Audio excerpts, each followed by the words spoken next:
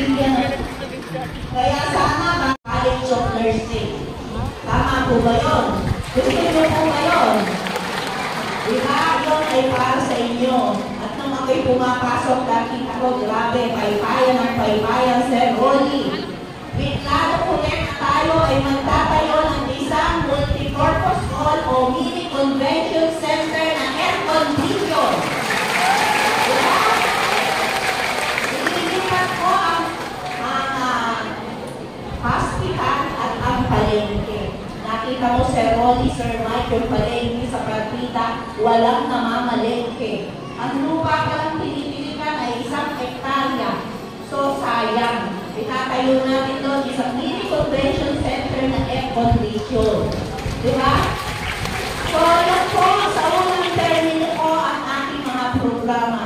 At yan po ang marites ko sa inyo ngayong hapon. At gusto ko